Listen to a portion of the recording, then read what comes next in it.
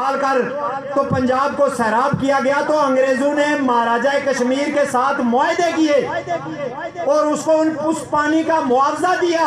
اور مہاراجہ کی شرطوں پر وہ نہریں نکالی گئی کہ کیسے وہ یہاں سے جائیں گی، کتنا پانی استعمال ہوگا، کتنا باقی جو ہے وہ لوگوں کے لیے بچے گا۔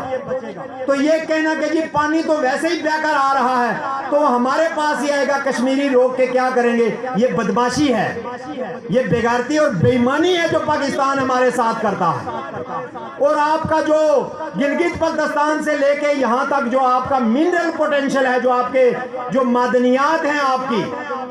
وہ کروڑوں خربوں روپے کی معدنیات ہیں، جن میں سے کچھ ایکسپلور ہوئی ہیں، کچھ ابھی ایکسپلور نہیں ہو رہی ہیں، لیکن کل جب آپ کا یہ قبضہ ہو جائے گا اور آپ کی اسمبلی اور آپ کی کسی چیز کی کوئی وقت نہیں رہے گی، تو پھر آپ روک نہیں پائیں گے بڑی بڑی مشنری کو اور بڑی بڑی ملٹی نیشنل کمپنیوں کو کہ وہ ان پہاڑوں پہ آ کر تو وہ سارا کچھ کھود کے نکال کے آپ کو بنجر ویران کر کے افغانستان کی طرح چھوڑ کر چلے جائیں۔ اس لیے آزادی ضروری ہے، اس لیے یہ آواز بلند کرنا ضروری ہے، اور اس کا ایک راستہ جو ہے، جو پوری دنیا کے انسانوں کے لیے قابل قبول راستہ ہے، جو سب سے زیادہ طاقتور راستہ ہے، وہ پیسفل سٹرگل ہے، وہ پرامن جدوجہد ہے، وہ بڑے بڑے اجتماعات ہیں، وہ بڑی بڑی ریلیاں ہیں، وہ بڑے بڑے جلسے ہیں، وہ بڑے بڑے مارچ ہیں کہ جن سے قابض خوف زدہ ہوتے ہیں۔ اور میں دور کیوں جاؤں کہ 200 بندوں کا ایک جلوس، عورتوں کا اور بچوں کا ایک جلوس جو ہے وہ بلوچستان سے اسلام آباد کی طرف چلتا ہے، تو یہ دنیا کی نمبر 1 فوج اور ایجنسیوں کی ٹانگیں جو ہیں وہ بھیگ جاتی ہیں، اور یہ ان کو جگہ جگہ ذلیل کرنے کی کوشش کرتے ہیں، جگہ جگہ ان کو روکنے کی کوشش کرتے ہیں۔ بلوچستان کے بندوق برداروں سے، بہت بندوق بردار ہیں بلوچستان میں، بلوچ لبریشن آرمی کے جو آئے روز لڑائیاں اور جھڑپیں ہوتی ہیں، ان سے زیادہ طاقتور ماں رنگ بلوچ کا 200 عورتوں اور بچوں کا مارچ ہے، جس کو اسلام آباد کے قریب بھی روکنے کی کوشش کی گئی، ان کے رات کے اندھیرے میں ان پر تشدد کیا گیا، ان کو مارا گیا، ان کو ذلیل کیا گیا، اس لیے کہ ان کو پتا ہے، ان چوروں کو،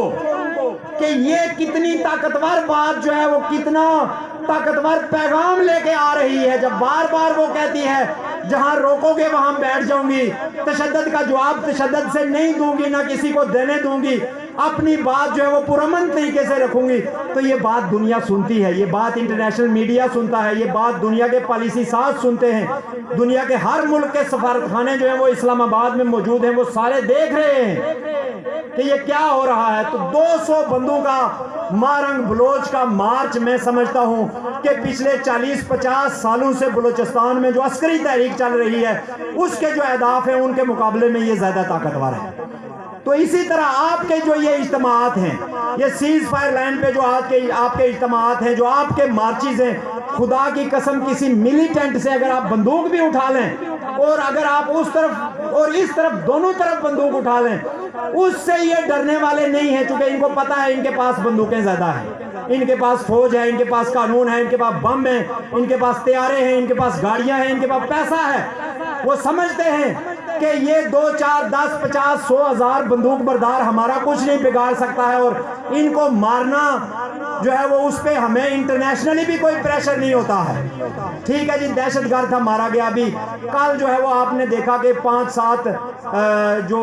فوجی مارے گئے انڈیا کے، اور اس کے بعد یہ سورن کوٹ کے اور راجوری کے مختلف علاقوں میں انہوں نے آپریشن کر کے ہر گھر میں گھس کر لوگوں کو اٹھا کر مارا، اور 3 بندوں کو تشدد کر کے مار دیا، عورتوں اور بچوں کو ذلیل کیا، اور کوئی روکنے والا نہیں تھا۔ کیوں؟ اس لیے کہ ان کے پاس ایک جواز تھا کہ ہمارے 5 فوجی مارے ہیں، ہم پہ حملہ کیا ہے، اور پورے ایریا کو انہوں نے کارڈن آف کر لیا۔ لیکن ایک پیسفل جلوس کو روکنا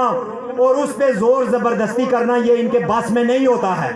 کسی چونکہ ملک کا قانون بھی اس کی اجازت دیتا ہے، بین الاقوامی قانون بھی اس کی اجازت دیتا ہے، جمہوریت بھی اس کی اجازت دیتی ہے، تو ہمیں ہر صورت میں یہ طریقہ سیکھنا ہے، اور وہ طریقہ یہ ہے کہ ہم نے بحیثیت قوم اکثریت میں 100% نہیں ہو پائے گا، یہ بھی آپ ذہن میں رکھیں، 100% لوگ آپ کی آزادی کی جدوجہد میں نہیں کھڑے ہو سکتے، نہ کھڑے ہوں گے.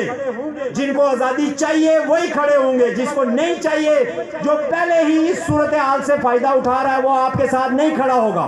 اور اس میں آپ کے یہ جو لیڈر ہیں 53 اور ان کے بیٹے بھتیجے بانجے پوتے پوتیاں, یہ کبھی کھڑے نہیں ہوں گے. سوال ہی پیدا نہیں ہو سکتا یہ آپ کے ساتھ کھڑے ہوئے. یہ ماضی میں کبھی نہیں ہوا ہے, یہ پیغمبروں کے ساتھ نہیں کھڑے ہوئے ہیں. انہوں نے ہمیشہ وقت کے بادشاہ کی دہلیز پر اپنا ماتھا ٹیکا ہے اور وہاں سے فائدے اٹھائے ہیں. اس لیے یہ بات ذہن میں رکھیں کہ آزادی عام لوگوں کو چاہیے, آزادی محنت کشوں کو چاہیے, مزدوروں کو چاہیے, کسانوں کو چاہیے, غریب لوگوں کو چاہیے, پسے ہوئے لوگوں کو آزادی چاہیے. تو ہمارا اتحاد ضروری ہے, عوام کا اتحاد ضروری ہے. ہمارا اور سردار قیوم کا اتحاد ضروری نہیں ہے, وہ مہلک ہے, وہ ہمیں نقصان پہنچائے گا, اس کو فائدہ پہنچائے گا. یہ ماضی میں ہوتا رہا ہے. سردار عبدالقیوم مرحوم کی زبان سے یہ کئی دفعہ یہ بیانات نکلے ہیں تقریروں میں بھی اور اخبارات میں بھی کہ یہ جو آزادی پسند ہیں ان کا ہونا ہمارے لیے فائدہ مند ہے, اور یہ اگر نہیں ہوں گے تو ہم اسلام آباد سے اقتدار کی جو ہے وہ سودے بازی آسانی سے نہیں کر پائیں گے. تو یہ چیزیں ذہن میں رکھتے ہوئے کہ جن کو آزادی کی ضرورت ہے وہ پرامن جدوجہد پر اپنا یقین پختہ کریں. یہ ایسے بچوں کی اور ایسے نابالغ سیاسی کارکنان کی باتوں میں نہ آئے اور نہیں جی جلسوں سے کچھ نہیں ہوتا ہے, جلوسوں سے کچھ نہیں ہوتا ہے, ہمیں بندوق اٹھانی پڑے گی. اور جب ان سے پوچھو کہ بھائی کس کے خلاف بندوق اٹھانی پڑے گی تو پھر ان کی وہاں پہ منہ بند ہو جاتا ہے. قابض تو دو ہیں, انڈیا کا بھی قبضہ ہے, پاکستان کا بھی قبضہ ہے, تو پھر بندوق تو دونوں طرف پھر اٹھنی چاہیے. اگر آپ کو بندوق پہ اتنا ہی زیادہ مان ہے اور بھروسہ ہے تو پھر آپ دونوں طرف بندوق اٹھائیں تو پھر پتا چلے گا کہ صحیح کون ہے اور غلط کون ہے. ایک پراکسی وار میں ہم پھنسے, اب اس سے نکلنے کا ٹائم ہے.